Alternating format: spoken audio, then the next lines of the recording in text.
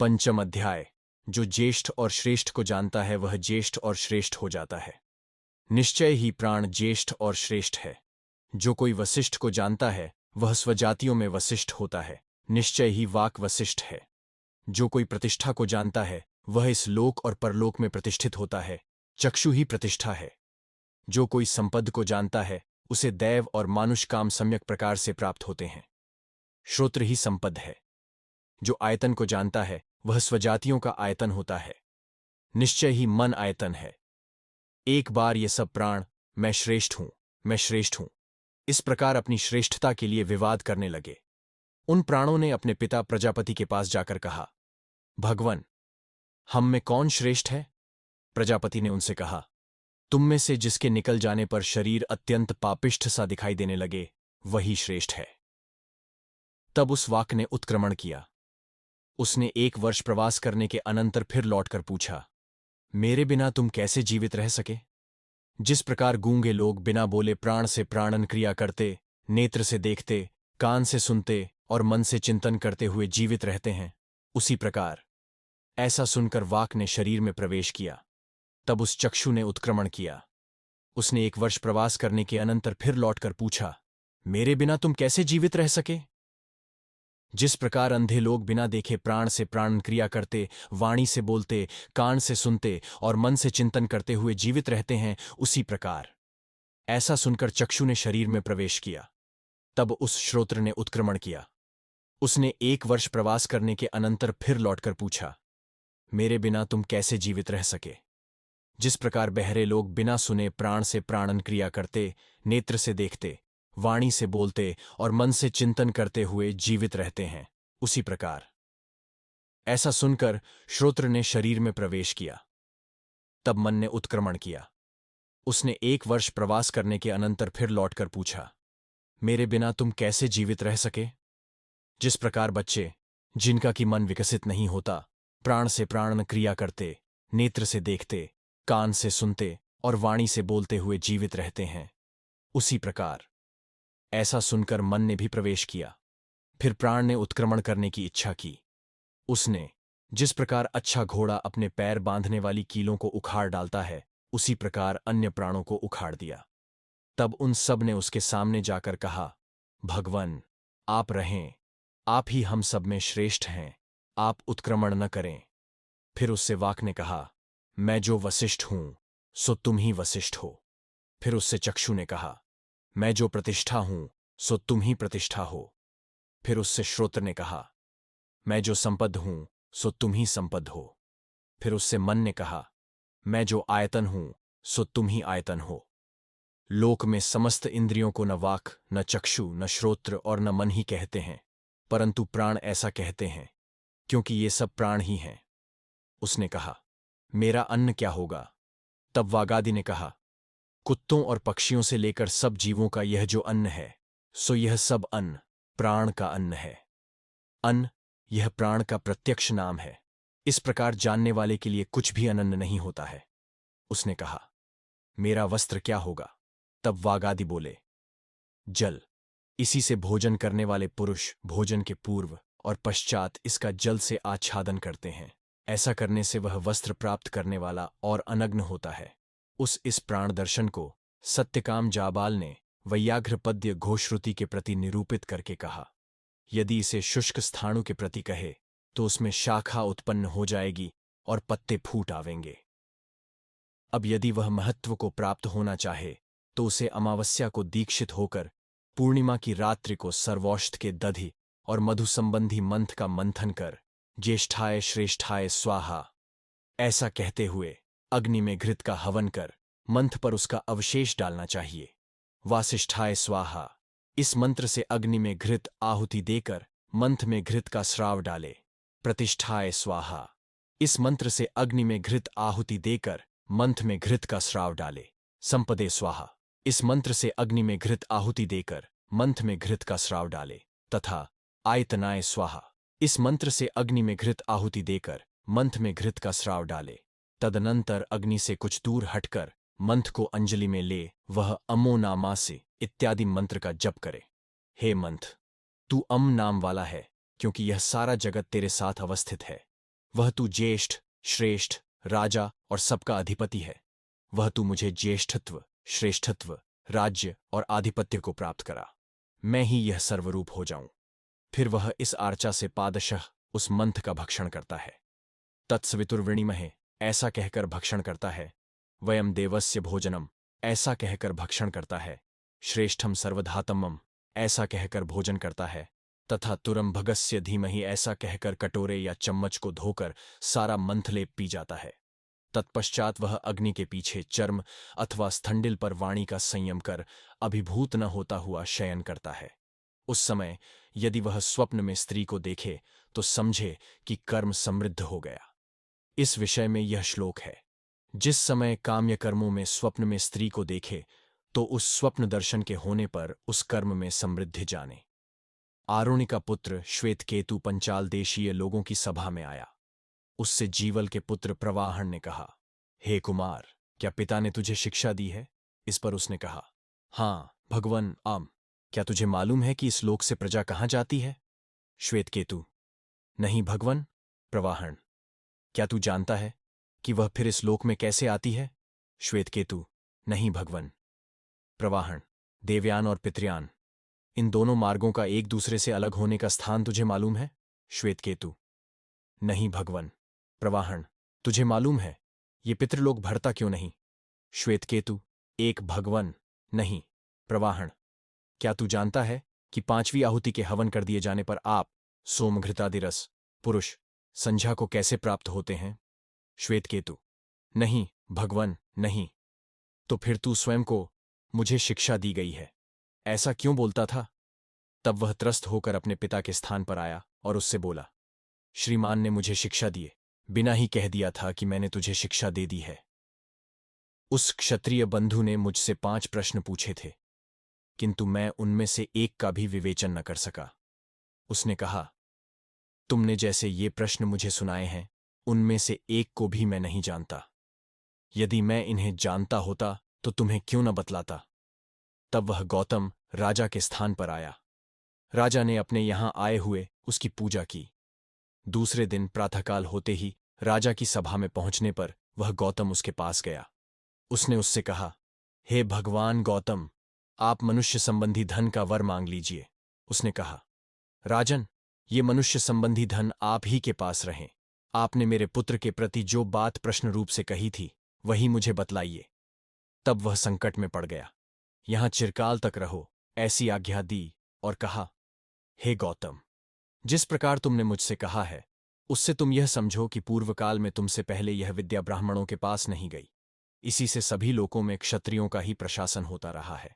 ऐसा कहकर वह गौतम से बोला, हे गौतम, यह प्रसिद्ध लोक ही अग्नि है, उसका आदित्य ही समिध है, किरणें ही धूम हैं, दिन ज्वाला है, चंद्रमा अंगार है और नक्षत्र विस्फुल्लिंग हैं। इस अग्नि में देवगण श्रद्धा का हवन करते हैं। उस आहुति से सोम राजा की उत्पत्ति होती है। हे गौतम, पर्जन्य ही अग्नि है, उसका वायु ही समिध है, बादल ही धूम है, विद्युत ज्वाला है, वज्र अंगार है और गर्जन विस्फुल्लिंग है। इस अग्नि में देवगण राजा सोम का हवन करते हैं। उस आहुति से वर्षा होती है।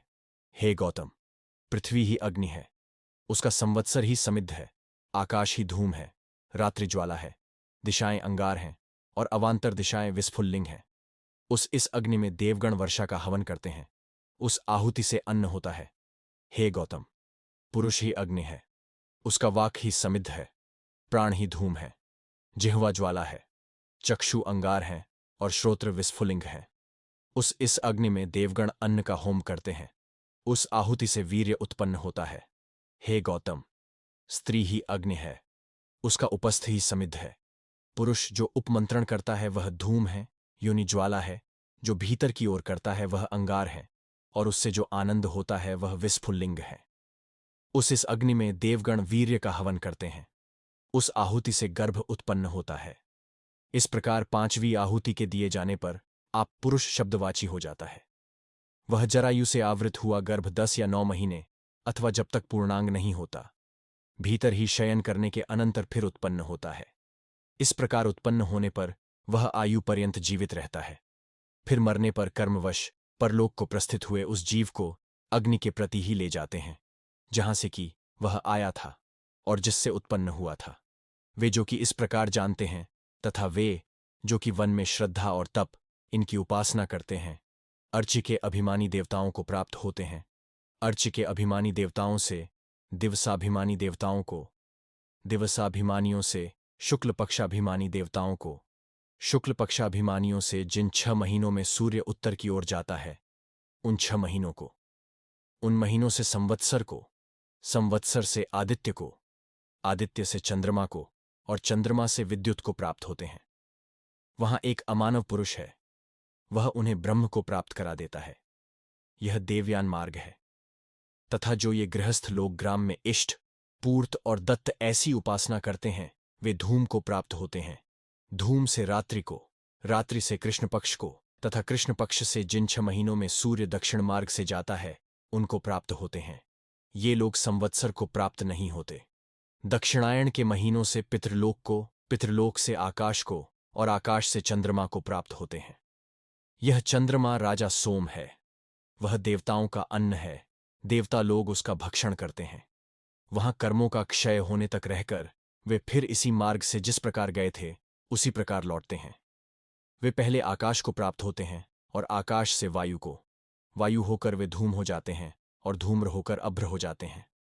वह अभ्र होकर मेघ होता है, मेघ होकर बरसता है। तब वे जीव इस लोक में धान, जौ, औषधि, वनस्पति, तिल और उड़द आदि होकर उत्पन्न होते हैं। इस प्रकार यह निष्क्रमण निश्चय ही अत्यंत कष्टप्रद है। उस अन्न को जो जो भक्षण करता है और जो जो वीर्य सेचन करता है, तद्रूप ही वह जीव हो जाता है। उनमें जो अच्छे आचरण वाले होते हैं, वे शीघ्र ही उत्तम योनि को प्राप्त होते हैं। वे ब्राह्मण योनि, क्षत्रिय योनि अथवा वैश्य योनि प्राप्त करते हैं। तथा जो अशुभ आचरण वाले होते हैं, वे तत्काल अशुभ योनि को प्राप्त होते हैं। वे कुत्ते की योनि, शूकर योनि अथवा चांडाल योनि को प्राप्त करते हैं। इनमें से किसी मार्ग द्वारा नहीं जाते। वे ये क्षुद्र और बारंबार आने जाने वाले प्राणी होते हैं। उत्पन्न हो और मरो, यही उनका तृतीय स्थान होता है। इसी कारण यह परलोक नहीं भरता। अतः इस संसार गति से घृणा करनी चाहिए। इस विषय में यह मंत्र है। सुवर्ण का चोर, मध्य पीने वाला, गुरुस्त्रीगामी, ब्रह्म हत्यारा, ये चारों पतित होते हैं और 5वां उनके साथ संसर्ग करने वाला भी। किंतु जो इस प्रकार इन पंचाग्नियों को जानता है, वह उनके साथ संसर्ग करता हुआ भी पाप से लिप्त नहीं होता। वह शुद्ध, पवित्र और पुण्य लोक का भागी होता है, जो इस प्रकार जानता है, जो इस प्रकार जानता है। उपमन्यु का पुत्र प्राचीन शाल, पुलुष का पुत्र सत्ययज्ञ, भल्लवी के पुत्र का पुत्र इंद्रद्युम्न, शर्कराक्ष का पुत्र जन और अश्वतराश्व का पुत्र बुढ़िल, ये महागृहस्थ और परम श्रोत्रिय एकत्रित होकर परस्पर विचार करने लगे कि हमारा आत्मा कौन है और ब्रह्म क्या है। उन पूजनियों ने स्थिर किया कि यह अरुण का पुत्र उद्दालक इस समय इस वैश्वानर आत्मा को जानता है, अतः हम उसके पास चलें। ऐसा निश्चय कर वे उसके पास आए। उसने निश्चय किया, ये परम श्रोत्रिय महागृहस्थ मुझसे प्रश्न करेंगे, किंतु मैं इन्हें पूरी तरह से न बतला सकूंगा, अतः मैं उन्हें दूसरा उपदेशता बतला दूं। उसने उनसे कहा, हे पूजनीय गण, इस समय केकय कुमार अश्वपति इस वैश्वानर संझक आत्मा को अच्छी तरह जानता है। आइए हम उसी के पास चलें। ऐसा कहकर वे उसके पास चले गए। अपने पास आए हुए उन अर्षियों का राजा ने अलग अलग सत्कार कराया। सवेरे उठते ही उसने कहा, मेरे राज्य में कोई चोर नहीं है, तथा न अदाता, न मद्यप, न अनाहिताग्नि, न अविद्वान और न परस्त्रीगामी ही है। फिर कुल्टा स्त्री तो आई ही कहां से। हे पूज्यगण, मैं भी यज्ञ करने वाला हूं। मैं एक एक रथविक को जितना धन दूंगा, उतना ही आपको भी दूंगा, अतः आप लोग यहीं ठहरिए। वे बोले, जिस प्रयोजन से कोई पुरुष कहीं जाता है, उसे चाहिए कि अपने उसी प्रयोजन को कहे। इस समय आप वैश्वानर आत्मा को जानते हैं, उसी का आप हमारे प्रति वर्णन कीजिए। वह उनसे बोला, अच्छा, मैं प्रातःकाल आप लोगों को इसका उत्तर दूंगा। तब दूसरे दिन वे पूर्वाह्न में हाथ में समिधाएं लेकर राजा के पास गए। उनका उपनयन न करके ही राजा ने उस विद्या का उपदेश किया। राजा ने कहा, हे उपमन्यु कुमार, तुम किस आत्मा की उपासना करते हो? हे राजन, मैं द्युलोक की ही उपासना करता हूं, ऐसा उसने उत्तर दिया। तुम जिस आत्मा की उपासना करते हो, यह निश्चय ही सुतेजा नाम से प्रसिद्ध वैश्वानर आत्मा है। इसी से तुम्हारे कुल में सुत, प्रसुत और आसुत दिखाई देते हैं। तुम अन्न भक्षण करते हो और प्रिय का दर्शन करते हो। जो इस वैश्वानर आत्मा की इस प्रकार उपासना करता है, वह अन्न भक्षण करता है, प्रिय का दर्शन करता है और उसके कुल में ब्रह्मतेज होता है। यह वैश्वानर आत्मा का मस्तक है। ऐसा राजा ने कहा, और यह भी कहा कि यदि तुम मेरे पास न आते तो तुम्हारा मस्तक गिर जाता। फिर उसने पुलुष के पुत्र सत्ययज्ञ से कहा, हे प्राचीन योग्य, तुम किस आत्मा की उपासना करते हो? वह बोला, हे पूज्य राजन, मैं आदित्य की ही उपासना करता हूं। राजा ने कहा, यह निश्चय ही विश्वरूप वैश्वानर आत्मा है। जिस आत्मा की तुम उपासना करते हो, इसी से तुम्हारे कुल में बहुत सा विश्वरूप साधन दिखाई देता है। खच्चरियों से जुता हुआ रथ और दासियों के सहित हार प्रवृत्त है। तुम अन्न भक्षण करते हो और प्रिय का दर्शन करते हो। जो इस वैश्वानर आत्मा की इस प्रकार उपासना करता है, वह अन्न भक्षण करता है, प्रिय का दर्शन करता है और उसके कुल में ब्रह्म तेज होता है। किंतु यह वैश्वानर आत्मा का नेत्र ही है। ऐसा राजा ने कहा, और यह भी कहा कि यदि तुम मेरे पास न आते तो अंधे हो जाते। फिर उसने भल्लवेय इंद्रद्युम्न से कहा, हे वैयाघ्रपद्य, तुम किस आत्मा की उपासना करते हो? वह बोला, हे पूज्य राजन, मैं वायु की ही उपासना करता हूं। राजा ने कहा, यह निश्चय ही पृथग्वर्मा वैश्वानर आत्मा है।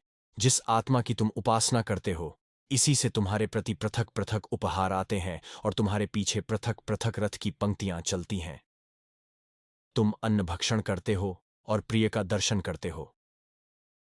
जो इस वैश्वानर आत्मा की इस प्रकार उपासना करता है, वह अन्न भक्षण करता है, प्रिय का दर्शन करता है और उसके कुल में ब्रह्म तेज होता है।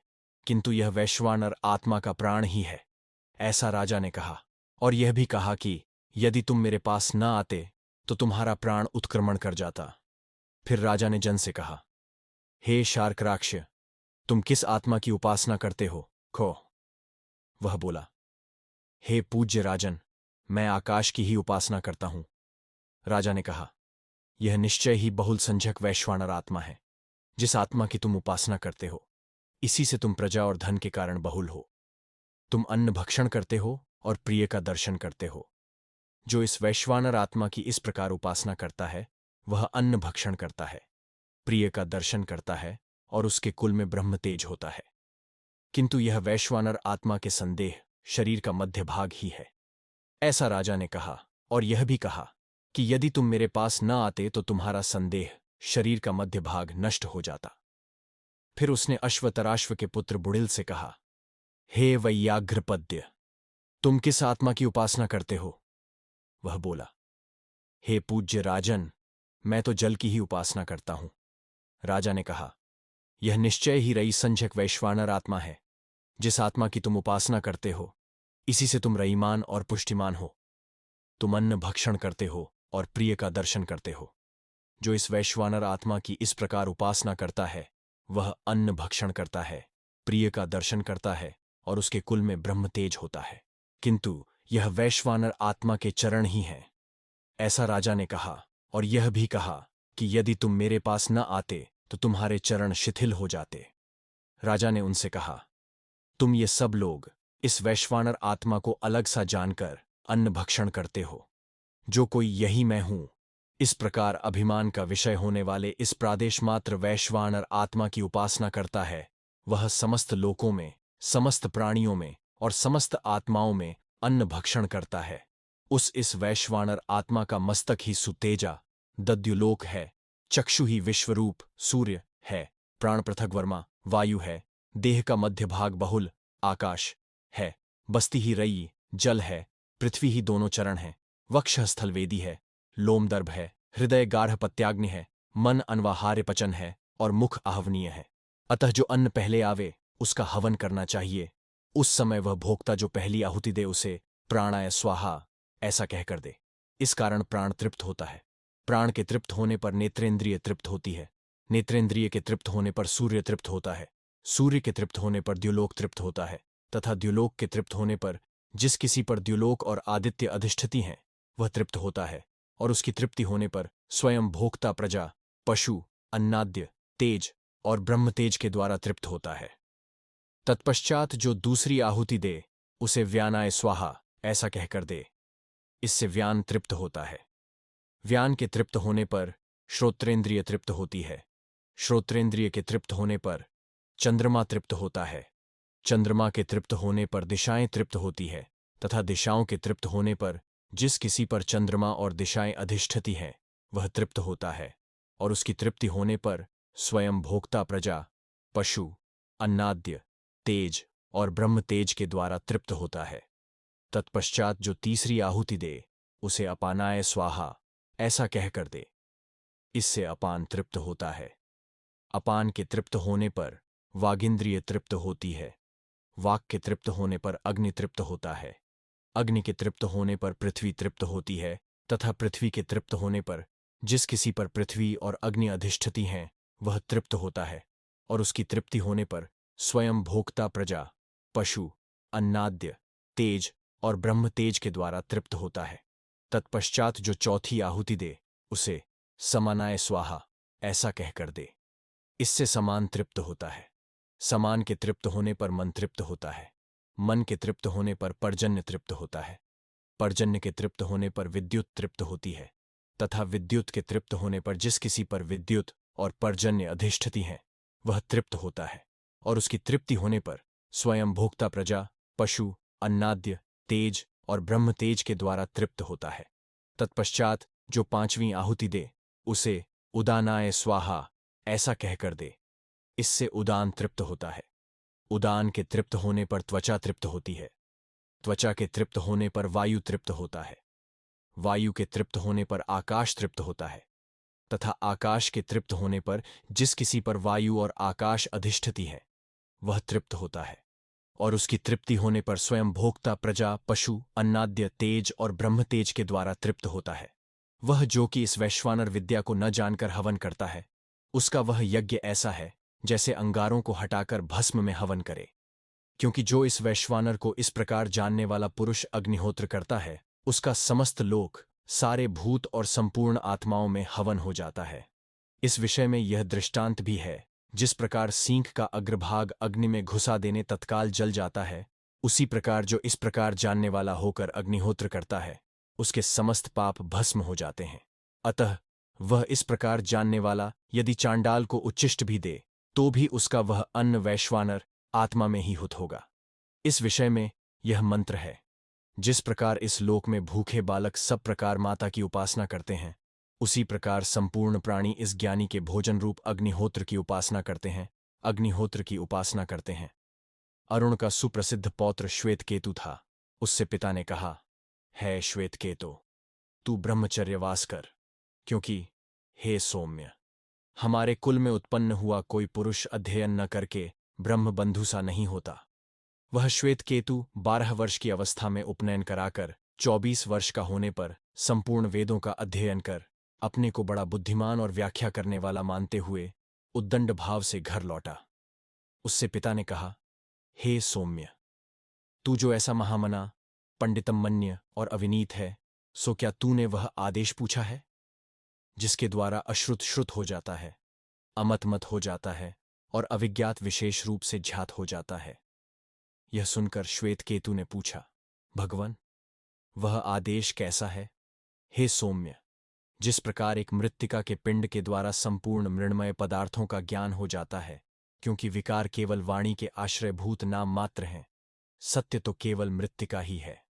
हे सौम्य, जिस प्रकार एक लोहमणि का ज्ञान होने पर संपूर्ण लोहमय पदार्थों का ज्ञान हो जाता है, क्योंकि विकार केवल वाणी के आश्रयभूत नाम मात्र हैं, सत्य तो केवल सुवर्ण ही है।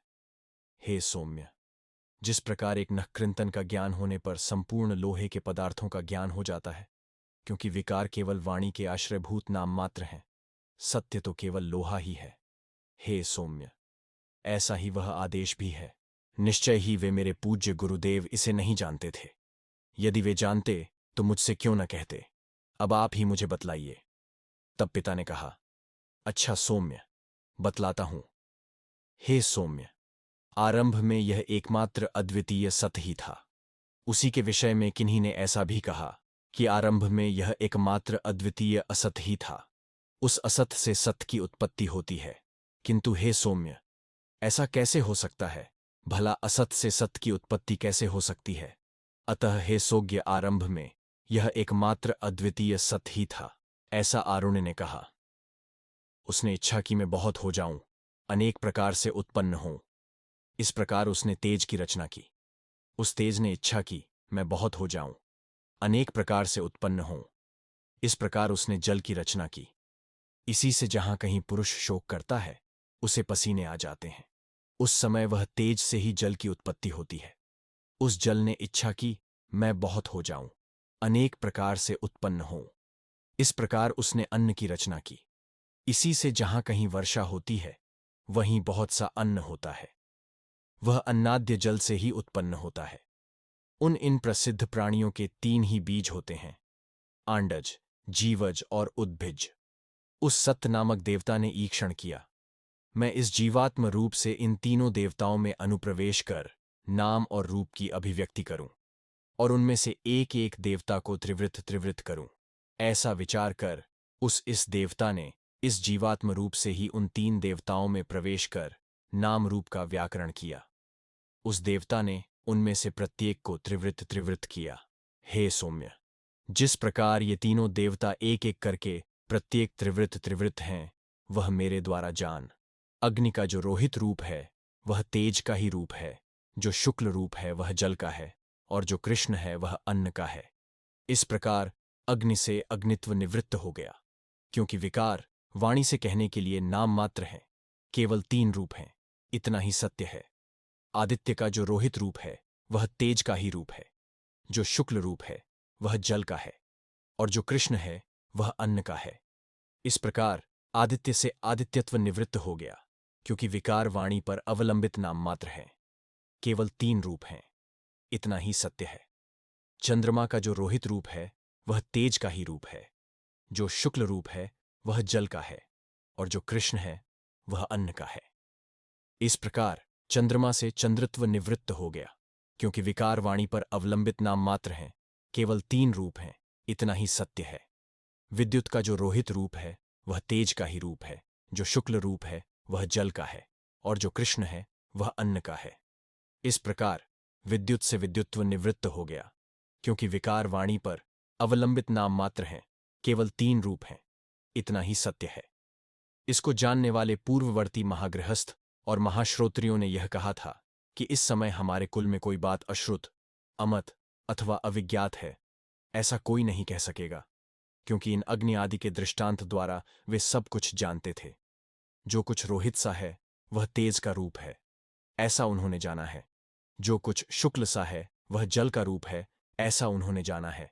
तथा जो कुछ कृष्ण सा है, वह अन्न का रूप है, ऐसा उन्होंने जाना है। तथा जो कुछ विज्ञात सा है, वह इन देवताओं का ही समुदाय है, ऐसा उन्होंने जाना है। हे सौम्य, अब तू मेरे द्वारा यह जान कि किस प्रकार ये तीनों देवता पुरुष को प्राप्त होकर उनमें से प्रत्येक त्रिवृत त्रिवृत हो जाता है। खाया हुआ अन्न 3 प्रकार का हो जाता है। उसका जो अत्यंत स्थूल भाग होता है, वह मल हो जाता है। जो मध्यम भाग होता है, वह मांस हो जाता है, और जो अत्यंत सूक्ष्म भाग होता है, वह मन हो जाता है। पिया हुआ जल 3 प्रकार का हो जाता है। उसका जो अत्यंत स्थूल भाग होता है, वह मूत्र हो जाता है। जो मध्यम भाग होता है, वह रक्त हो जाता है, और जो अत्यंत सूक्ष्म भाग होता है, वह प्राण हो जाता है। खाया हुआ तेज 3 प्रकार का हो जाता है। उसका जो अत्यंत स्थूल भाग होता है, वह हड्डी हो जाता है। जो मध्यम भाग होता है, वह मज्जा हो जाता है, और जो अत्यंत सूक्ष्म भाग होता है, वह वाक हो जाता है। हे सौम्य, मन अन्नमय है, प्राण जलमय है, और वाक तेजोमयी है। ऐसा कहे जाने पर श्वेतकेतु बोला, भगवान, आप मुझे फिर समझाइए।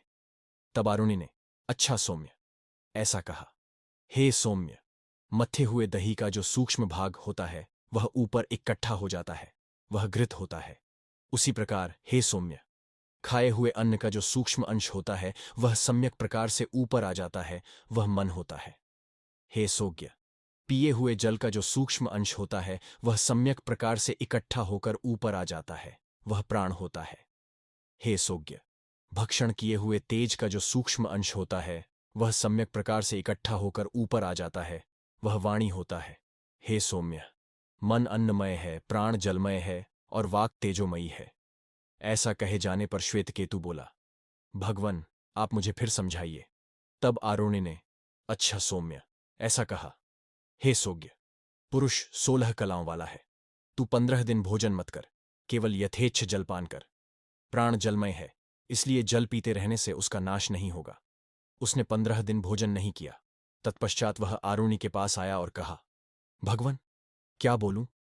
पिता ने कहा, हे सोग्य, रख, यजुः और साम का पाठ करो।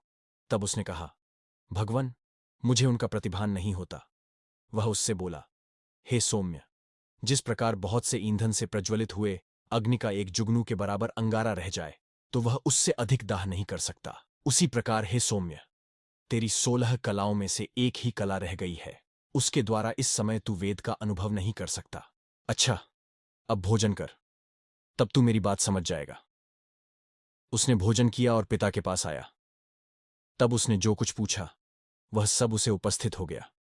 उससे पिता ने कहा, हे सौम्य, जिस प्रकार बहुत से ईंधन से बढ़े हुए अग्नि का एक खद्योतमात्र अंगारा रह जाए और उसे तृण से संपन्न कर प्रज्वलित कर दिया जाए तो वह उसकी अपेक्षा भी अधिक दाह कर सकता है, इसी प्रकार हे सौम्य, तेरी 16 कलाओं में से एक कला अवशिष्ट रह गई थी। वह अन्न द्वारा प्रज्वलित कर दी गई। अब उसी से तू वेदों का अनुभव कर रहा है। अतः हे सौम्य, मन अन्नमय है, प्राण जलमय है और वाक तेजोमय है। इस प्रकार वह उसके इस कथन को विशेष रूप से समझ गया। उद्दालक के नाम से प्रसिद्ध अरुण के पुत्र ने श्वेतकेतु से कहा, हे सौम्य, तू मेरे द्वारा स्वप्नांत को विशेष रूप से समझ ले। जिस अवस्था में यह पुरुष सोता है, ऐसा कहा जाता है, उस समय हे सौम्य, यह सत्य से संपन्न हो जाता है, यह अपने स्वरूप को प्राप्त हो जाता है। इसी से इसे स्वपिति ऐसा कहते हैं, क्योंकि उस समय यह स्व अपने को ही अपीत प्राप्त हो जाता है। जिस प्रकार डोरी में बंधा हुआ पक्षी दिशा विदिशाओं में उड़कर अन्यत्र स्थान न मिलने पर अपने बंधन स्थान का ही आश्रय लेता है, इसी प्रकार निश्चय ही है सौम्य, यह मन दिशा विदिशाओं में उड़कर अन्यत्र स्थान न मिलने से प्राण का ही आश्रय लेता है, क्योंकि हे सौम्य, मन प्राण रूप बंधन वाला ही है। हे सौम्य, तू मेरे द्वारा अशना, भूख और पिपासा, प्यास को जान। जिस समय यह पुरुष खाना चाहता है, ऐसे नाम वाला होता है, उस समय जल ही इसके भक्षण किए हुए अन्न को ले जाता है। जिस प्रकार लोक में गौणाएं, अश्वनाएं और पुरुषनाएं कहते हैं, उसी प्रकार जल को अशनाएं ऐसा कहकर पुकारते हैं। हे सौम्य, उस जल से ही तू इस शरीर रूपी अंकुर को उत्पन्न हुआ समझ, क्योंकि यह निर्मूल नहीं हो सकता। अन्न को छोड़कर इसका मूल और कहाँ हो सकता है। इसी प्रकार हे सौम्य, तू अन्न रूप अंकुर के द्वारा जल रूप मूल को खोज, और हे सौम्य, जल रूप अंकुर के द्वारा तेजो रूप मूल को खोज तथा तेजो रूप अंकुर के द्वारा सद्रूप मूल का अनुसंधान कर। हे सौम्य, इस प्रकार यह सारी प्रजा सन्मूलक है तथा सत ही इसका आश्रय है और सत ही प्रतिष्ठा है। अब जिस समय यह पुरुष पीना चाहता है, ऐसे नाम वाला होता है, उस समय तेज ही इसके पिए हुए जल को ले जाता है। अतः जिस प्रकार लोक में गौणाएं, अश्वनाएं और पुरुषनाएं कहते हैं, उसी प्रकार तेज को उदन्या ऐसा कहकर पुकारते हैं। हे सौम्य, उस जलरूप मूल से यह शरीर रूप अंकुर उत्पन्न हुआ है, ऐसा जान, क्योंकि यह निर्मूल नहीं हो सकता। हे सौम्य, शरीर का जल के सिवा और कहाँ मूल हो सकता है। हे प्रिय दर्शन, जल रूप अंकुर के द्वारा तू तेजो रूप मूल की खोज कर, और हे सौम्य, तेजो रूप अंकुर के द्वारा सद्रूप मूल की शोध कर। हे सौम्य, यह संपूर्ण प्रजा सन्मूल के तथा सद्रूप आयतन और सद्रूप प्रतिष्ठा वाली है। हे सौम्य, जिस प्रकार ये तीनों देवता पुरुष को प्राप्त होकर उनमें से प्रत्येक त्रिवृत हो जाता है, वह मैंने पहले ही कह दिया। हे सौम्य, मरण को प्राप्त होते हुए इस पुरुष की वाक मन में लीन हो जाती है तथा मन में प्राण, प्राण तेज में और तेज पर देवता में लीन हो जाता है। वह जो यह अणिमा है, एतद्रूप ही यह सब है।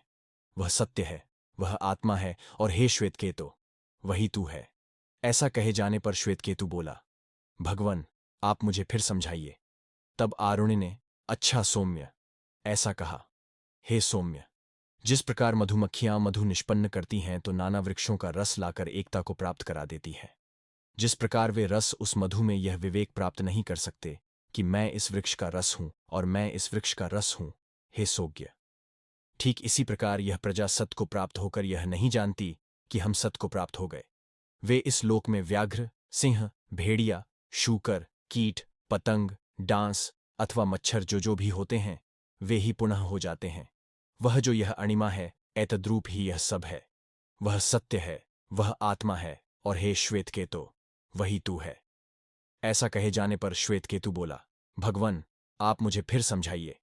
तब आरुणि ने, अच्छा सौम्य, ऐसा कहा, हे सौम्य, ये नदियां पूर्व वाहिनी होकर पूर्व की ओर बहती हैं तथा पश्चिम वाहिनी होकर पश्चिम की ओर। वे समुद्र से निकलकर फिर समुद्र में ही मिल जाती हैं और वह समुद्र ही हो जाता है। वे सब जिस प्रकार वहां यह नहीं जानती कि यह मैं हूं, यह मैं हूं, ठीक इसी प्रकार यह समस्त प्रजा सत से आने पर यह नहीं जानती कि हम सत से आए हैं। वे इस लोक में व्याघ्र, सिंह, भेड़िया, शूकर, कीट, पतंग, डांस अथवा मच्छर जो भी होते हैं, वे ही पुनः हो जाते हैं। वह जो यह अणिमा है, एतद्रूप ही यह सब है। वह सत्य है, वह आत्मा है, और हे श्वेतकेतु, वही तू है। ऐसा कहे जाने पर श्वेतकेतु बोला, भगवान, आप मुझे फिर समझाइए।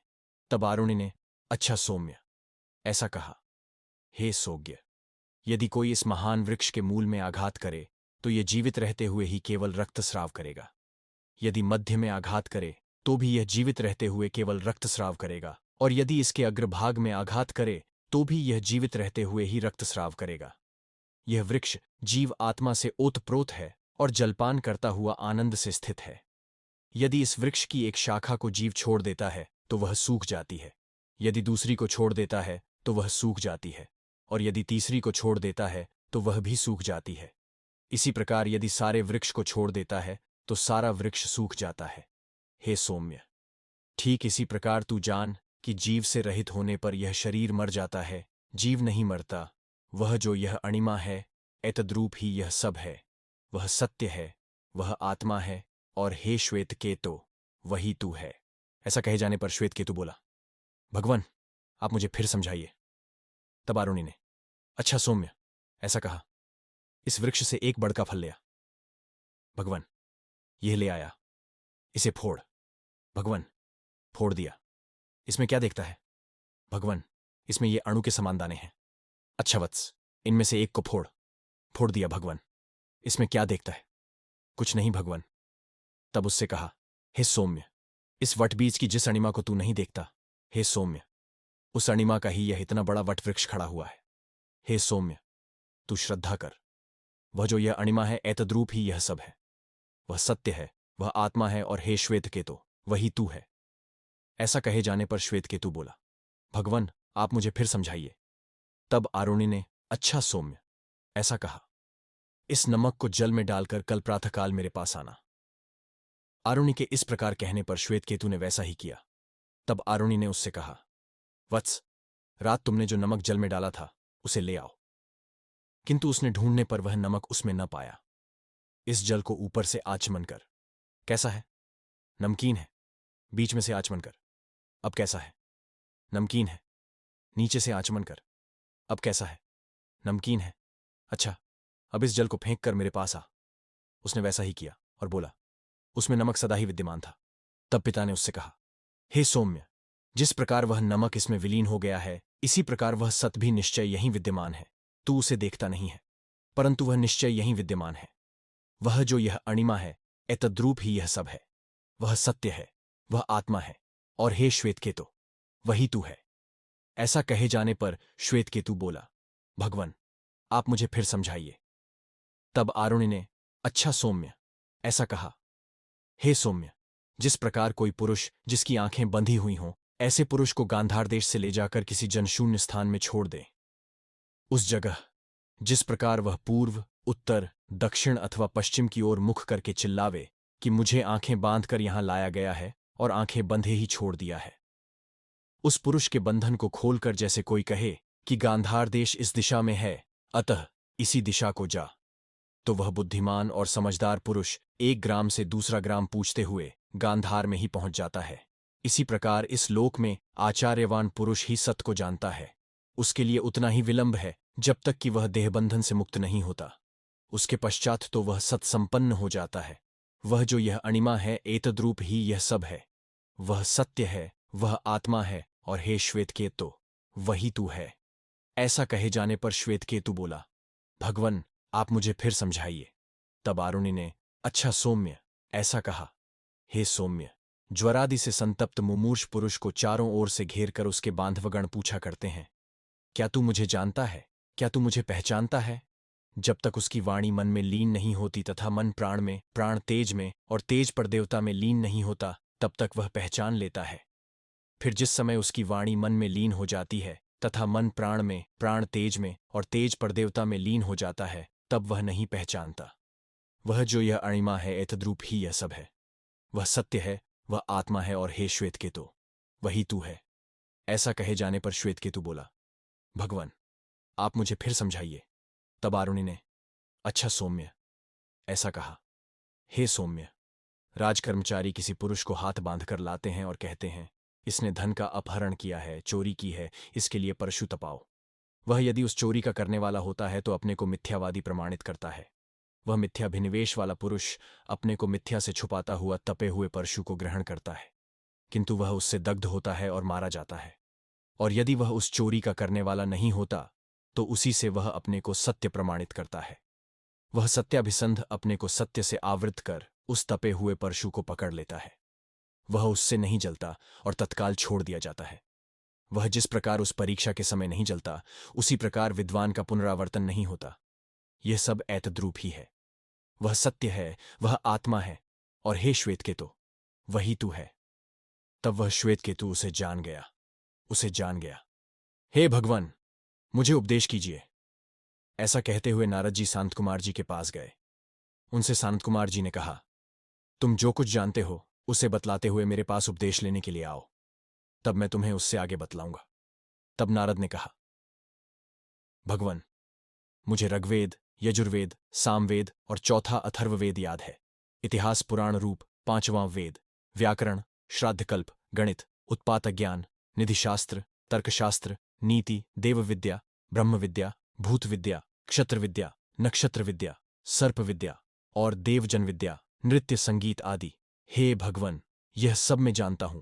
हे भगवन, मैं केवल मंत्रवेत्ता ही हूं, आत्मवेत्ता नहीं हूं। मैंने आप जैसों से सुना है कि आत्मवेत्ता शोक को पार कर लेता है, और हे भगवन, मैं शोक करता हूं, ऐसे मुझको हे भगवन शोक से पार कर दीजिए। तब सानत कुमार ने उनसे कहा, तुम यह जो कुछ जानते हो यह नाम ही है। ऋग्वेद नाम है, तथा यजुर्वेद, सामवेद, चौथा अथर्वण वेद, पांचवां वेद इतिहास पुराण, वेदों का वेद, व्याकरण, श्राद्धकल्प, गणित, उत्पात ज्ञान, निधि ज्ञान, तर्कशास्त्र, नीतिशास्त्र, निरुक्त, देव विद्या, भूत विद्या, धनुर्वेद, ज्योतिष, गारुड़, संगीतादि कला और शिल्प विद्या, ये सब भी नाम ही हैं। तुम नाम की उपासना करो। वह जो कि नाम की यह ब्रह्म है, ऐसी उपासना करता है, उसकी जहां तक नाम की गति होती है वहां तक यथेच्छ गति हो जाती है।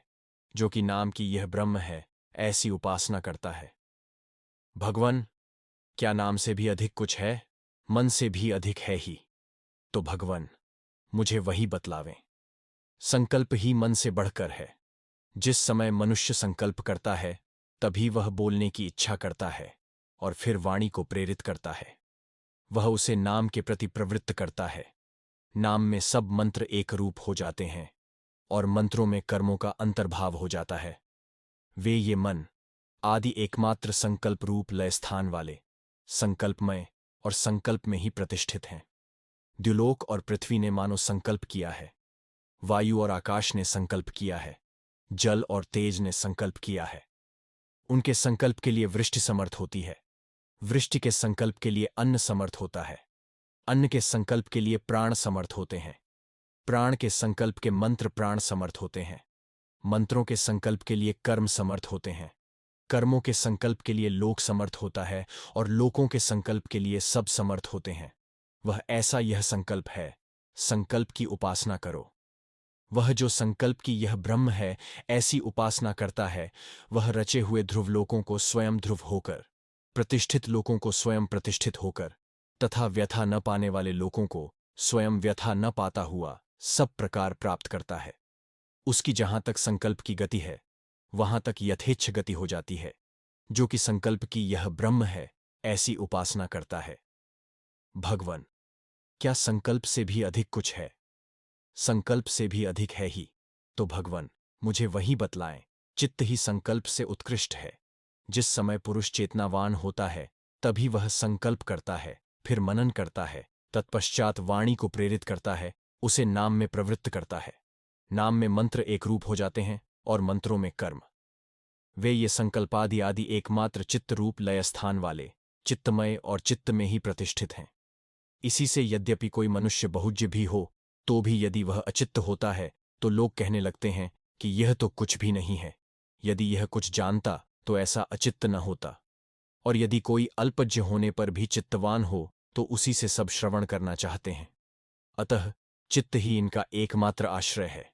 चित्त ही आत्मा है, चित्त ही प्रतिष्ठा है। चित्त की उपासना करो। वह जो चित्त की यह ब्रह्म है, ऐसी उपासना करता है, वह उपचित हुए ध्रुवलोकों को स्वयं ध्रुव होकर, प्रतिष्ठित लोकों को स्वयं प्रतिष्ठित होकर, तथा व्यथा न पाने वाले लोकों को स्वयं व्यथा न पाता हुआ सब प्रकार प्राप्त करता है। उसकी जहां तक चित्त की गति है, वहां तक यथेच्छ गति हो जाती है। जो कि चित्त की यह ब्रह्म है, ऐसी उपासना करता है। भगवन, क्या चित्त से भी अधिक कुछ है? चित्त से भी अधिक है ही। तो भगवन, मुझे वही बतलावें। ध्यान ही चित्त से बढ़कर है। पृथ्वी मानो ध्यान करती है, अंतरिक्ष मानो ध्यान करता है, द्युलोक मानो ध्यान करता है, जल मानो ध्यान करते हैं, पर्वत मानो ध्यान करते हैं, तथा देवता और मनुष्य भी मानो ध्यान करते हैं। अतः जो लोग मनुष्यों में यहां महत्व को प्राप्त करते हैं, वे मानो ध्यान के लाभ का ही अंश पाते हैं। किंतु जो क्षुद्र होते हैं, वे कलहप्रिय, चुगलखोर और दूसरों के मुंह पर ही उनकी निंदा करने वाले हैं। जो सामर्थ्यवान हैं, वे भी ध्यान के लाभ का ही अंश प्राप्त करने वाले हैं। ध्यान की उपासना करो। वह जो ध्यान की यह ब्रह्म है, ऐसी उपासना करता है, उसकी जहां तक ध्यान की गति है, वहां तक यथेच्छ गति हो जाती है। जो कि ध्यान की यह ब्रह्म है, ऐसी उपासना करता है। भगवन, क्या ध्यान से भी अधिक कुछ है? ध्यान से भी अधिक है ही। तो भगवन, मुझे वही बतलावें। विज्ञान ही ध्यान से श्रेष्ठ है। विज्ञान से ही पुरुष ऋग्वेद समझता है।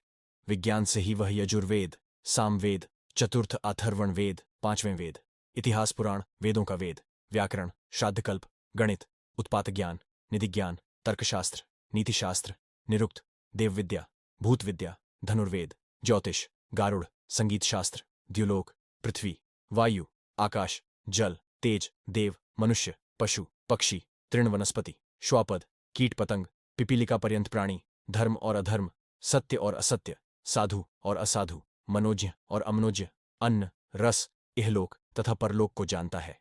विज्ञान की उपासना करो। वह जो विज्ञान की यह ब्रह्म है, ऐसी उपासना करता है, उसे विज्ञानवान और ज्ञानवान लोकों की प्राप्ति होती है। उसकी जहां तक विज्ञान की गति है, वहां तक यथेच्छ गति हो जाती है।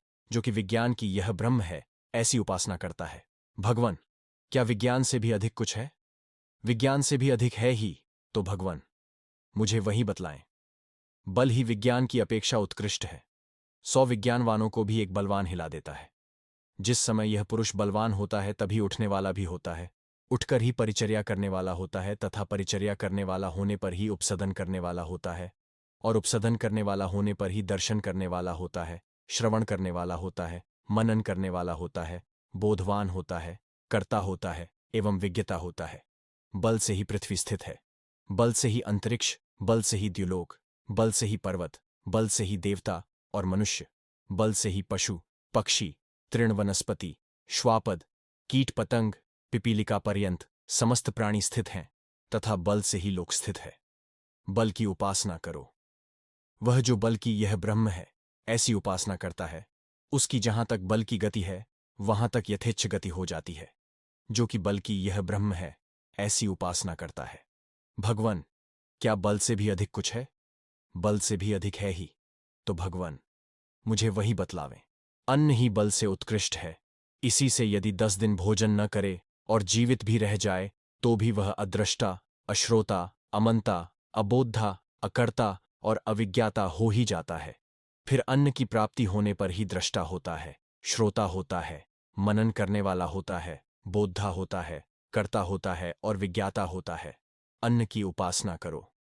वह जो अन्न की यह ब्रह्म है, ऐसी उपासना करता है, उसे अन्नवान और पानवान लोकों की प्राप्ति होती है। उसकी जहां तक अन्न की गति है, वहां तक यथेच्छ गति हो जाती है।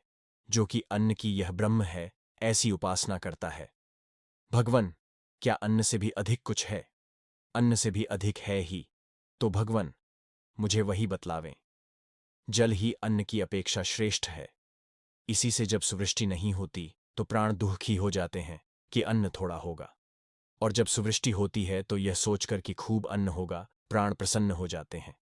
यह जो पृथ्वी है, मूर्तिमान जल ही है, तथा जो अंतरिक्ष, द्युलोक, पर्वत, देव, मनुष्य, जो पशु, पक्षी, तृण, वनस्पति, श्वापद, कीट, पतंग, पिपीलिका पर्यंत समस्त प्राणी हैं, वे भी मूर्तिमान जल ही हैं। जल की उपासना करो।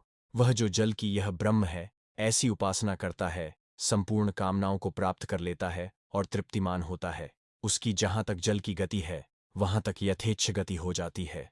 जो कि जल की यह ब्रह्म है, ऐसी उपासना करता है। भगवन, क्या जल से भी श्रेष्ठ कुछ है? जल से भी श्रेष्ठ है ही, तो भगवन मुझे वही बतलावें। तेज ही जल की अपेक्षा उत्कृष्टतर है। वह यह तेज जिस समय वायु को निश्चल कर आकाश को सब ओर से तृप्त करता है, उस समय लोग कहते हैं गर्मी हो रही है, बड़ा ताप है, वर्षा होगी। इस प्रकार तेज ही पहले अपने को उद्भूत हुआ दिखलाकर फिर जल की उत्पत्ति करता है। वह यह तेज ही वर्षा का हेतु है। जब ऊर्ध्वगामी और तिर्यकगामी विद्युत के सहित गड़गड़ाहट के शब्द फैल जाते हैं, तब उससे प्रभावित होकर लोग कहते हैं बिजली चमकती है, बादल गरजता है, वर्षा होगी। इस प्रकार तेज ही पहले अपने को प्रदर्शित कर फिर जल को उत्पन्न करता है। अतः तेज की उपासना करो। वह जो तेज की यह ब्रह्म है, ऐसी उपासना करता है, वह तेजस्वी होकर तेज संपन्न, प्रकाशमान और तमोहीन लोकों को प्राप्त करता है। उसकी जहां तक तेज की गति है, वहां तक यथेच्छ गति हो जाती है। जो कि तेज की यह ब्रह्म है, ऐसी उपासना करता है। भगवन, क्या तेज से भी अधिक कुछ है? तेज से भी अधिक है ही, तो भगवन मुझे वही बतलावें। आकाश ही तेज से बढ़कर है। आकाश में ही सूर्य, चंद्र, ये दोनों तथा विद्युत, नक्षत्र और अग्नि स्थित है।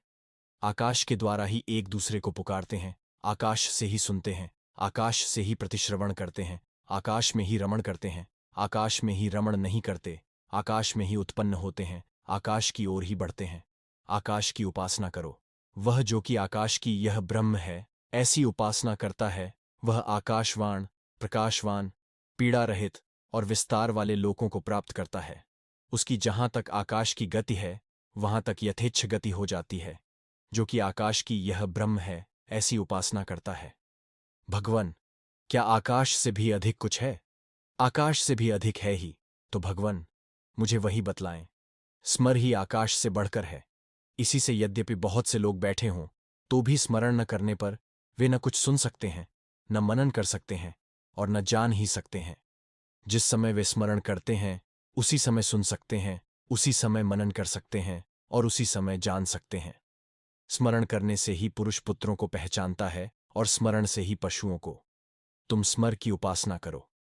वह जो स्मर की यह ब्रह्म है, ऐसी उपासना करता है, उसकी जहां तक स्मर की गति है, वहां तक यथेच्छ गति हो जाती है। जो कि स्मर की यह ब्रह्म है, ऐसी उपासना करता है। भगवन, क्या स्मर से भी श्रेष्ठ कुछ है? स्मर से भी श्रेष्ठ है ही, तो भगवन मुझे वही बतलाएं। आशा ही स्मरण की अपेक्षा उत्कृष्ट है। आशा से दीप्त हुआ स्मरण ही मंत्रों का पाठ करता है, कर्म करता है, पुत्र और पशुओं की इच्छा करता है तथा लोक और परलोक की कामना करता है। आशा की उपासना करो। वह जो आशा की यह ब्रह्म है, ऐसी उपासना करता है, उसकी सब कामनाएं आशा से समृद्ध होती हैं। उसकी प्रार्थनाएं सफल होती हैं। उसकी जहां तक आशा की गति है, वहां तक यथेच्छ गति हो जाती है। जो कि आशा की यह ब्रह्म है, ऐसी उपासना करता है। भगवन, क्या आशा से भी अधिक कुछ है? आशा से भी अधिक है ही, तो भगवन मुझे वही बतलावें। प्राण ही आशा से बढ़कर है। जिस प्रकार रथ चक्र की नाभि में अरे समर्पित रहते हैं, उसी प्रकार इस प्राण में सारा जगत समर्पित है। प्राण प्राण के द्वारा गमन करता है, प्राण प्राण को देता है और प्राण के लिए ही देता है। प्राण ही पिता है, प्राण ही माता है, प्राण ही भाई है, प्राण बहन है, प्राण आचार्य है और प्राण ही ब्राह्मण है। यदि कोई पुरुष अपने पिता, माता, भ्राता, भगिनी, आचार्य अथवा ब्राह्मण के लिए कोई अनुचित बात कहता है तो सब उससे कहते हैं, तुझे धिक्कार है, तू निश्चय ही पिता का हनन करने वाला है, तू माता का हनन करने वाला है, तू भी का हनन करने वाला है, तू बहन का हनन करने वाला है, तू आचार्य का हनन करने वाला है, तू ब्राह्मण का हनन करने वाला है। किंतु जिनके प्राण उत्क्रमण कर गए हैं, उन पिता आदि को यदि वह शूल से एकत्रित और छिन्न भिन्न करके जला दे, तो भी उससे तू पितृहा है, मातृहा है, भाई की हत्या करने वाला है, बहन की हत्या करने वाला है, आचार्य घाती है अथवा ब्राह्मण घाती है, ऐसा कुछ नहीं कहते। प्राण ही ये सब हैं। वह जो इस प्रकार देखने वाला, इस प्रकार चिंतन करने वाला और इस प्रकार जानने वाला है, अतिवादी होता है। यदि उससे कोई कहे कि तू अतिवादी है, तो उसे यही कहना चाहिए कि हाँ अतिवादी हूं, उसे छिपाना नहीं चाहिए। जो सत्य के कारण अतिवदन करता है, वही निश्चय अतिवदन करता है। भगवन, मैं तो परमार्थ सत्य विज्ञान के कारण ही अतिवदन करता हूं। सत्य की ही तो विशेष रूप से जिज्ञासा करनी चाहिए। भगवन, मैं विशेष रूप से सत्य की जिज्ञासा करता हूं। जिस समय पुरुष सत्य को विशेष रूप से जानता है, तभी वह सत्य बोलता है। बिना जाने सत्य नहीं बोलता, अपितु विशेष रूप से जानने वाला ही सत्य का कथन करता है।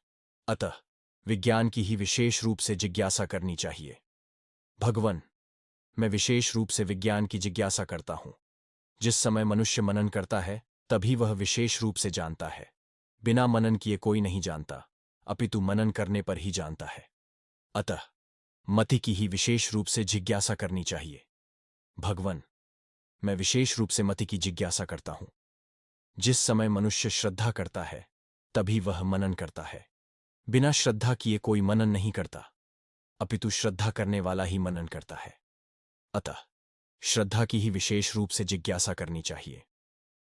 भगवन, मैं विशेष रूप से श्रद्धा की जिज्ञासा करता हूं।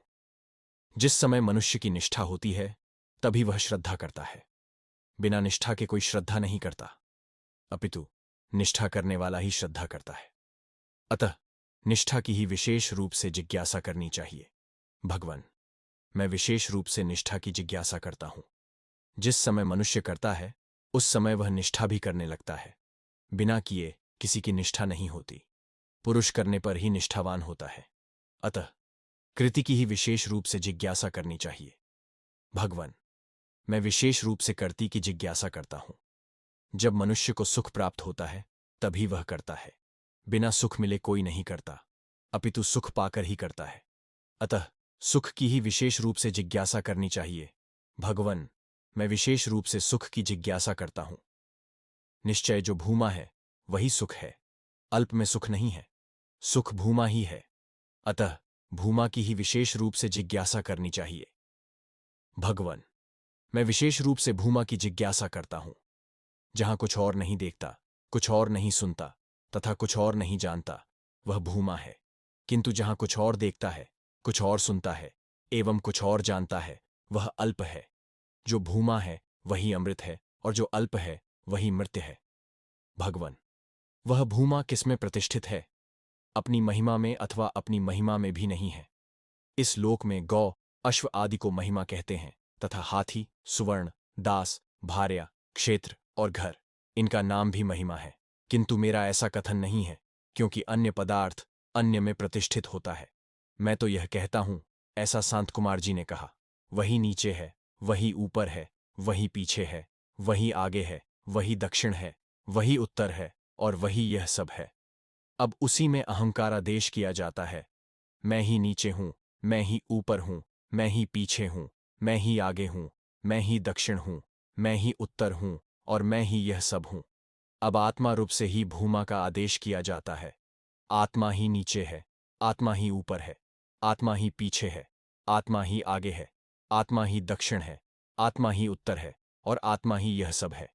वह यह इस प्रकार देखने वाला, इस प्रकार मनन करने वाला तथा विशेष रूप से इस प्रकार जानने वाला आत्मरति, आत्मक्रीड, आत्ममिथुन और आत्मानंद होता है।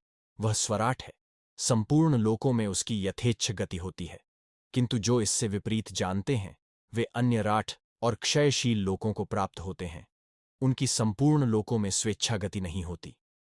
इस प्रकार देखने वाले, इस प्रकार मनन करने वाले और इस प्रकार जानने वाले, इस विद्वान के लिए आत्मा से प्राण, आत्मा से आशा, आत्मा से स्मृति, आत्मा से आकाश, आत्मा से तेज, आत्मा से जल, आत्मा से आविर्भाव, आत्मा से तिरोभाव, आत्मा से अन्न, आत्मा से बल, आत्मा से विज्ञान, आत्मा से ध्यान, आत्मा से चित्त, आत्मा से संकल्प, आत्मा से मन, आत्मा से वाक, आत्मा से नाम, आत्मा से मंत्र, आत्मा से कर्म और आत्मा से ही यह सब हो जाता है। इस विषय में यह मंत्र है। विद्वान न तो मृत्यु को देखता है, न रोग को, न दुखत्व को ही। वह विद्वान सबको आत्मरूप ही देखता है, अतः सबको प्राप्त हो जाता है। वह एक होता है, फिर वही 3, 5, 7 और 9 रूप हो जाता है, फिर वही 11 कहा गया है, तथा वही 100, 10, 1 सहस्र और 20 भी होता है। आहार शुद्धि होने पर अंतःकरण की शुद्धि होती है, अंतःकरण की शुद्धि होने पर निश्चल स्मृति होती है, तथा स्मृति की प्राप्ति होने पर संपूर्ण ग्रंथियों की निवृत्ति हो जाती है। इस प्रकार उन नारद जी को, जिनकी वासनाएं क्षीण हो गई थीं, भगवान सानत कुमार ने अज्ञानांधकार का पार दिखलाया। उनको स्कंद ऐसा कहते हैं, स्कंद ऐसा कहते हैं। अब इस ब्रह्मपुर के भीतर जो यह सूक्ष्म कमलाकार स्थान है, इसमें जो सूक्ष्म आकाश है, उसके भीतर जो वस्तु है, उसका अन्वेषण करना चाहिए और उसी की जिज्ञासा करनी चाहिए। उससे यदि पूछे कि इस ब्रह्मपुर में जो सूक्ष्म कमलाकार गृह है, उसमें जो अंतराकाश है, उसके भीतर क्या वस्तु है जिसका अन्वेषण करना चाहिए, तो वह यूं कहें, जितना यह आकाश है उतना ही हृदयांतर्गत आकाश है। द्युलोक और पृथ्वी, ये दोनों लोक सम्यक प्रकार से इसके भीतर ही स्थित हैं।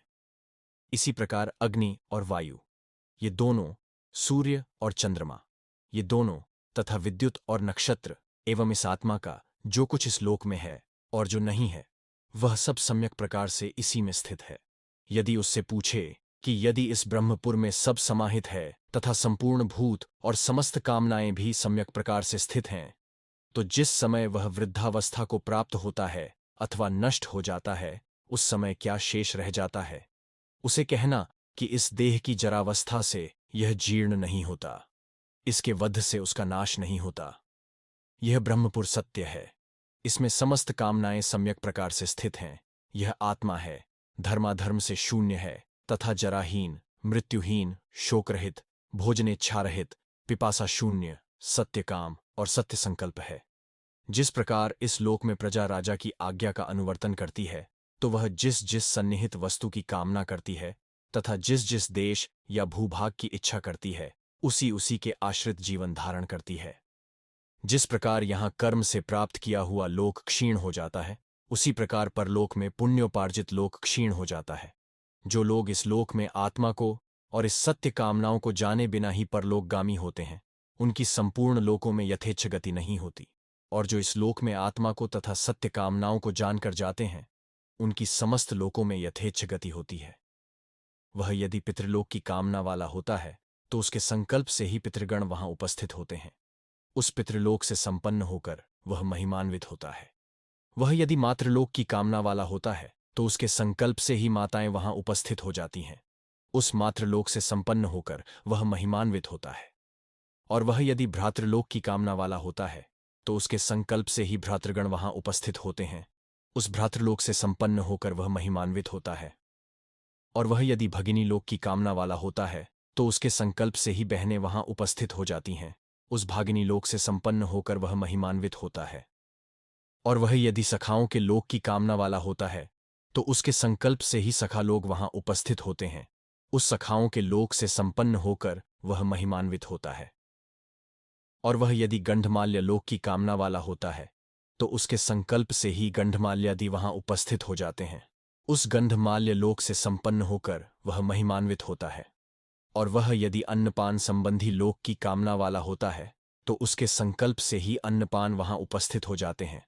उस अन्नपान लोक से संपन्न होकर वह महिमान्वित होता है। और वह यदि गीतवाद्य संबंधी लोक की कामना वाला होता है, तो उसके संकल्प से ही गीतवाद्य वहां उपस्थित होते हैं। उस गीतवाद्य लोक से संपन्न होकर वह महिमान्वित होता है। और वह यदि स्त्रीलोक की कामना वाला होता है, तो उसके संकल्प से ही स्त्रियां वहां उपस्थित हो जाती हैं। उस स्त्रीलोक से संपन्न होकर वह महिमान्वित होता है। वह जिस जिस प्रदेश की कामना करने वाला होता है और जिस जिस भोग की इच्छा करता है, वह सब उसके संकल्प से ही उसको प्राप्त हो जाता है, उससे संपन्न होकर वह महिमान्वित होता है। वे ये सत्य काम अनृताच्छादन युक्त हैं। सत्य होने पर भी अनृत उनका अपिधान है, क्योंकि इस प्राणी का जो जो संबंधी यहां से मरकर जाता है वह उसे फिर देखने को नहीं मिलता, तथा उस लोक में अपने जिन जीवित अथवा जिन मृतक को और जिन पदार्थों को यह इच्छा करते हुए भी प्राप्त नहीं करता, उन सबको यह इस ब्रह्मपुर में जाकर प्राप्त कर लेता है, क्योंकि यहां इसके ये सत्य काम अमृत से ढके हुए रहते हैं। इस विषय में यह दृष्टांत है, जिस प्रकार पृथ्वी में गड़े हुए स्वर्ण के खजाने को उस स्थान से अनभिज्ञ पुरुष ऊपर ऊपर विचरते हुए भी नहीं जानते, उसी प्रकार यह सारी प्रजा नित्य प्रति ब्रह्मलोक को जाती हुई उसे नहीं पाती, क्योंकि यह अनृत के द्वारा हर ली गई है। वह यह आत्मा हृदय में है, हृदय अयम, यही इसका निरुक्त है, इसी से यह हृदय है। इस प्रकार जानने वाला पुरुष प्रतिदिन स्वर्गलोक को जाता है। यह जो संप्रसाद है वह इस शरीर से उत्थान कर परम ज्योति को प्राप्त हो अपने स्वरूप से युक्त हो जाता है। यह आत्मा है, यही अमृत एवं अभय है और यही ब्रह्म है, ऐसा आचार्य ने कहा। इस ब्रह्म का सत्य यह नाम है। वे ये इस, एत और यम 3 अक्षर हैं। उनमें जो स्कार है वह अमृत है, जो तकार है वह मृत्य है, और जो यम है उससे वह दोनों का नियमन करता है, क्योंकि उससे वह उन दोनों का नियमन करता है। इसलिए यम इस प्रकार जानने वाला प्रतिदिन ही स्वर्गलोक को जाता है। जो आत्मा है वह इन लोकों के असंभेद के लिए इन्हें विशेष रूप से धारण करने वाला सेतु है। इस सेतु का दिन रात अतिक्रमण नहीं करते। इसे न जरा, न मृत्यु, न शोक और न सुकृत या दुष्कृत ही प्राप्त हो सकते हैं। संपूर्ण पाप इससे निवृत्त हो जाते हैं, क्योंकि यह ब्रह्मलोक पाप शून्य है। इसलिए इस सेतु को तरकर पुरुष अंधा होकर भी अंधा नहीं होता, विद्ध होने पर भी विद्ध नहीं होता है, उपतापी होने पर भी अनुपतापी नहीं होता है। इसी से इस सेतु को तरकर अंधकार रूप रात्रि भी दिन हो जाती है, क्योंकि यह ब्रह्मलोक सर्वदा प्रकाश स्वरूप है। वहां ऐसा होने के कारण जो इस ब्रह्मलोक को ब्रह्मचर्य के द्वारा जानते हैं, उन्हीं को यह ब्रह्मलोक प्राप्त होता है, तथा उनकी संपूर्ण लोकों में यथेच्छ गति हो जाती है। अब जिसे यज्ञ कहते हैं वह ब्रह्मचर्य ही है, क्योंकि जो ज्ञात है वह ब्रह्मचर्य के द्वारा ही उसको प्राप्त हो जाता है, और जिसे इष्ट ऐसा कहते हैं वह भी ब्रह्मचर्य ही है, क्योंकि ब्रह्मचर्य के द्वारा पूजन करके ही पुरुष आत्मा को प्राप्त होता है। तथा जिसे सत्यायण ऐसा कहा जाता है वह भी ब्रह्मचर्य ही है, क्योंकि ब्रह्मचर्य के द्वारा ही सत आत्मा से अपना त्राण प्राप्त करता है। इसके सिवा जिसे मौन ऐसा कहा जाता है वह भी ब्रह्मचर्य ही है, क्योंकि ब्रह्मचर्य के द्वारा ही आत्मा को जानकर पुरुष मनन करता है। तथा जिसे अनाशकायन कहा जाता है वह भी ब्रह्मचर्य ही है, क्योंकि जिसे ब्रह्मचर्य के द्वारा प्राप्त होता है वह यह आत्मा नष्ट नहीं होता। और जिसे अरण्यायन ऐसा कहा जाता है वह भी ब्रह्मचर्य ही है, क्योंकि इस ब्रह्मलोक में अर और अन्य ये 2 समुद्र हैं। यहां से तीसरे द्युलोक में एरम्मदीय सरोवर है। सोमसवन नाम का अश्वत्थ है। वहां ब्रह्मा की अपराजिता पुरी है और प्रभु का विशेष रूप से निर्माण किया हुआ सुवर्णमय मंडप है। उस ब्रह्मलोक में जो लोग ब्रह्मचर्य के द्वारा इन अर और अन्य दोनों समुद्रों को प्राप्त करते हैं, उन्हीं को इस ब्रह्मलोक की प्राप्ति होती है।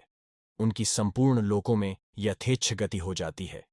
अब ये जो हृदय की नाड़ियां हैं वे पिंगल वर्ण सूक्ष्म रस की हैं। वे शुक्ल, नील, पीत और लोहित रस की हैं, क्योंकि यह आदित्य पिंगल वर्ण है, यह शुक्ल है, यह नील है, यह पीत है और यह लोहित वर्ण है।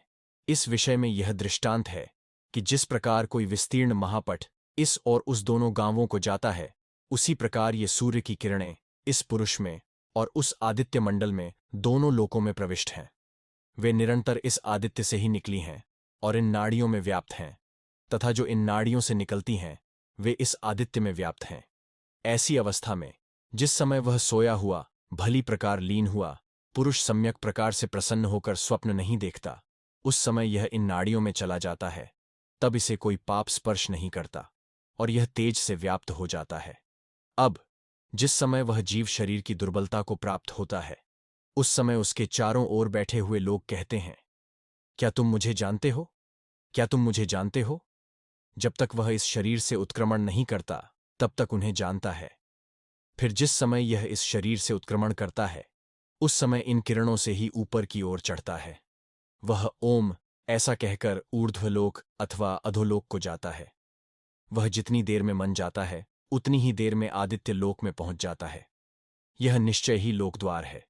यह विद्वानों के लिए ब्रह्मलोक प्राप्ति का द्वार है और अविद्वानों का निरोध स्थान है। इस विषय में यह मंत्र है।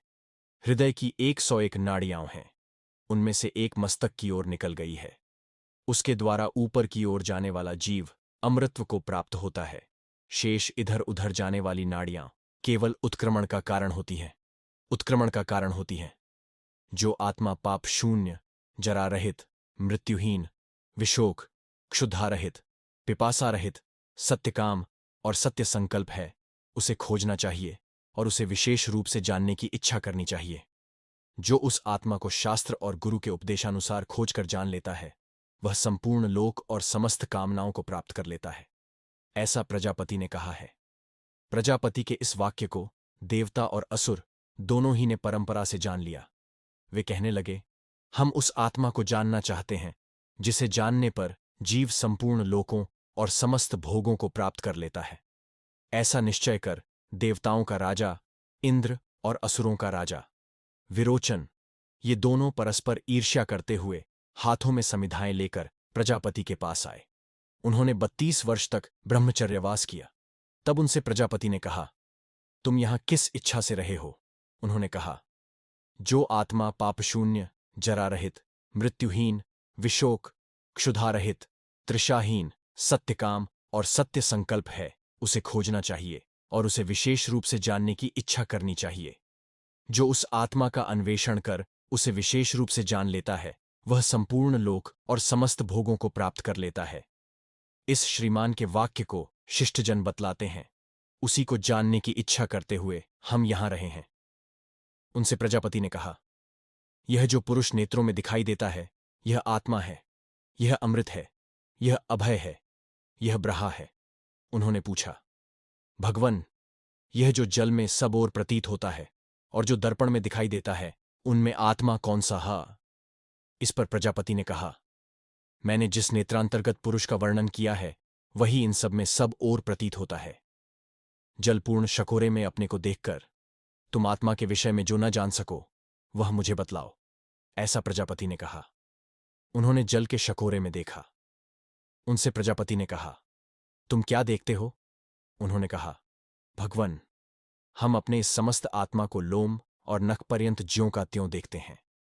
उन दोनों से प्रजापति ने कहा, तुम अच्छी तरह अलंकृत होकर, सुंदर वस्त्र पहनकर और परिष्कृत होकर जल के शकोरे में देखो। तब उन्होंने अच्छी तरह अलंकृत हो, सुंदर वस्त्र धारण कर और परिष्कृत होकर जल के शकोरे में देखा। उनसे प्रजापति ने पूछा, तुम क्या देखते हो? उन दोनों ने कहा, भगवन, जिस प्रकार हम दोनों उत्तम प्रकार से अलंकृत, सुंदर वस्त्र धारण किए और परिष्कृत हैं, उसी प्रकार हे भगवन, ये दोनों भी उत्तम प्रकार से अलंकृत, सुंदर वस्त्रधारी और परिष्कृत हैं। तब प्रजापति ने कहा, यह आत्मा है, यह अमृत है और अभय है और यही ब्रह्म है। तब वे दोनों शांत चित्त से चले गए। प्रजापति ने उन्हें देखकर कहा, ये दोनों आत्मा को उपलब्ध किए बिना, उसका साक्षात्कार किए बिना ही जा रहे हैं। देवता हों या असुर, जो कोई ऐसे निश्चय वाले होंगे, उन्हीं का पराभव होगा। वह जो विरोचन था, शांत चित्त से असुरों के पास पहुंचा और उनको यह अध्यात्म विद्या सुनाई। इस लोक में आत्मा, देह ही पूजनीय है और आत्मा ही सेवनीय है। आत्मा की ही पूजा और परिचर्या करने वाला पुरुष इहलोक और परलोक दोनों लोकों को प्राप्त कर लेता है। इसी से इस लोक में जो दान न देने वाला, श्रद्धा न करने वाला और यजन न करने वाला पुरुष होता है, उसे शिष्टजन, अरे यह तो आसुर ही है, ऐसा कहते हैं। यह उपनिषद असुरों की ही है। वे ही मृतक पुरुष के शरीर को भिक्षा, वस्त्र और अलंकार से सुसज्जित करते हैं और इसके द्वारा हम परलोक प्राप्त करेंगे, ऐसा मानते हैं। किंतु इंद्र को देवताओं के पास पहुंचे बिना ही यह भय दिखाई दिया कि जिस प्रकार इस शरीर के अच्छी तरह अलंकृत होने पर यह आत्मा अलंकृत होता है, सुंदर वस्त्रधारी होने पर सुंदर वस्त्रधारी होता है और परिष्कृत होने पर परिष्कृत होता है, उसी प्रकार इसके अंधे होने पर अंधा हो जाता है, श्राम होने पर श्राम हो जाता है और खंडित होने पर खंडित हो जाता है, तथा इस शरीर का नाश होने पर यह भी नष्ट हो जाता है। इसमें मैं कोई भोग्य नहीं देखता। इसलिए वे समितपाणी होकर फिर प्रजापति के पास आए। उससे प्रजापति ने कहा, इंद्र, तुम विरोचन के साथ शांत चित्त होकर गए थे, अब किस इच्छा से पुनः आए हो? इंद्र ने कहा, भगवन, जिस प्रकार इस शरीर के अच्छी तरह अलंकृत होने पर यह आत्मा अलंकृत होता है, सुंदर वस्त्रधारी होने पर सुंदर वस्त्रधारी होता है, और परिष्कृत होने पर परिष्कृत होता है, उसी प्रकार इसके अंधे होने पर अंधा हो जाता है, श्राम होने पर श्राम हो जाता है, और खंडित होने पर खंडित हो जाता है, तथा इस शरीर का नाश होने पर यह भी नष्ट हो जाता है। मुझे इसमें कोई फल नहीं दिखाई देता। हे इंद्र, यह बात ऐसी ही है, ऐसा प्रजापति ने कहा। मैं तुम्हारे प्रति उसकी पुनः व्याख्या करूंगा। अब तुम 32 वर्ष यहां और रहो। इंद्र ने वहां 32 वर्ष और निवास किया। तब प्रजापति ने उससे कहा, जो यह स्वप्न में पूजित होता हुआ विचरता है, यह आत्मा है। ऐसा प्रजापति ने कहा, यह अमृत है, अभय है, और यही ब्रह्म है। ऐसा सुनकर इंद्र शांत हृदय से चला गया, किंतु देवताओं के पास पहुंचे बिना ही उसे यह भय दिखाई दिया। यद्यपि यह शरीर अंधा होता है, तो भी वह आनंद होता है, और यदि यह श्राम होता है, तो भी वह असराम होता है। इस प्रकार यह इसके दोष से दूषित नहीं होता। यह इस देह के वध से नष्ट भी नहीं होता, और न इसकी श्रामता से श्राम होता है, किंतु इसे मानो कोई मरता हो, कोई ताड़ित करता हो, यह मानो अप्रिय वेदता हो और रुदन करता हो, ऐसा हो जाता है। अतः इसमें मैं कोई फल नहीं देखता। वह समितपाणी होकर फिर प्रजापति के पास आया। उससे प्रजापति ने कहा, इंद्र, तुम तो शांतचित्त होकर गए थे, अब किस इच्छा से पुनः आए हो? इंद्र ने कहा, भगवन, यद्यपि यह शरीर अंधा होता है, तो भी वह आनंद रहता है, और यदि यह श्राम होता है, तो भी वह असराम रहता है। इस प्रकार यह इसके दोष से दूषित नहीं होता, न इस देह के वध से नष्ट भी होता है, और न इसकी श्रामता से श्राम होता है, किंतु इसे मानो कोई मरता हो, कोई ताड़ित करता हो, यह मानो अप्रिय वेदता हो और रुदन करता हो, ऐसा हो जाता है। अतः इसमें मैं कोई फल नहीं देखता। तब प्रजापति ने कहा, हे इंद्र, यह बात ऐसी ही है, मैं तुम्हारे प्रति उसकी पुनः व्याख्या करूंगा। अब तुम 32 वर्ष यहां और रहो। इंद्र ने वहां 32 वर्ष और निवास किया। तब प्रजापति ने उससे कहा, जिस अवस्था में यह सोया हुआ दर्शन वृत्ति से रहित और सम्यक रूप से आनंदित हो, स्वप्न का अनुभव नहीं करता, वह आत्मा है। ऐसा प्रजापति ने कहा, यह अमृत है, अभय है, और यही ब्रह्म है। ऐसा सुनकर इंद्र शांत हृदय से चला गया, किंतु देवताओं के पास पहुंचे बिना ही उसे यह भय दिखाई दिया। उस अवस्था में तो इसे निश्चय ही यह भी ज्ञान नहीं होता कि यह मैं हूं, और न यह इन अन्य भूतों को ही जानता है। उस समय तो यह मानो विनाश को प्राप्त हो जाता है। अतः इसमें मैं कोई फल नहीं देखता। वह समितपाणी होकर फिर प्रजापति के पास आया। उससे प्रजापति ने कहा, इंद्र, तुम तो शांतचित्त होकर गए थे, अब किस इच्छा से पुनः आए हो? इंद्र ने कहा, भगवन, उस अवस्था में तो इसे यह भी ज्ञान नहीं होता कि यह मैं हूं, और न यह इन अन्य भूतों को ही जानता है। उस समय तो यह मानो विनाश को प्राप्त हो जाता है। अतः इसमें मैं कोई फल नहीं देखता। तब प्रजापति ने कहा, हे इंद्र, यह बात ऐसी ही है, मैं तुम्हारे प्रति उसकी पुनः व्याख्या करूंगा। आत्मा इससे भिन्न नहीं है। अभी तुम 5 वर्ष यहां ब्रह्मचर्यवास करो। इंद्र ने वहां 5 वर्ष और निवास किया। ये सब मिलकर 101 वर्ष हो गए। इसी से ऐसा कहते हैं कि इंद्र ने 101 वर्ष तक प्रजापति के यहां ब्रह्मचर्यवास किया। तब प्रजापति ने उससे कहा, हे इंद्र, यह शरीर मरणशील ही है, यह मृत्यु से ग्रस्त है। यह इस अमृत अशरीरी आत्मा का अधिष्ठान है। सशरीर आत्मा निश्चय ही प्रिय और अप्रिय से ग्रस्त है। सशरीर रहते हुए इसके प्रियाप्रिय का नाश नहीं हो सकता, और अशरीर होने पर इसे प्रिय और अप्रिय स्पर्श नहीं कर सकते। वायु अशरीर है, अभ्र, विद्युत और मेघध्वनि ये सब अशरीर हैं। जिस प्रकार ये सब उस आकाश से समुत्थान कर सूर्य की परम ज्योति को प्राप्त हो अपने स्वरूप में परिणत हो जाते हैं, उसी प्रकार यह संप्रसाद इस शरीर से समुत्थान कर परम ज्योति को प्राप्त हो अपने स्वरूप में स्थित हो जाता है। वह उत्तम पुरुष है। उस अवस्था में वह हंसता, क्रीड़ा करता और स्त्री, यान अथवा ज्ञातिजन के साथ रमण करता अपने साथ उत्पन्न हुए इस शरीर को स्मरण न करता हुआ सब ओर विचरता है। जिस प्रकार घोड़ा या बैलगाड़ी में जुता रहता है, उसी प्रकार यह प्राण इस शरीर में जुता हुआ है। जिसमें यह चक्षु द्वारा उपलक्षित आकाश अनुगत है, वह चाक्षुष पुरुष है। उसके रूप ग्रहण के लिए नेत्रेंद्रिय है। जो ऐसा अनुभव करता है कि मैं इसे सूंघूं, वह आत्मा है। उसके गंध ग्रहण के लिए नासिका है।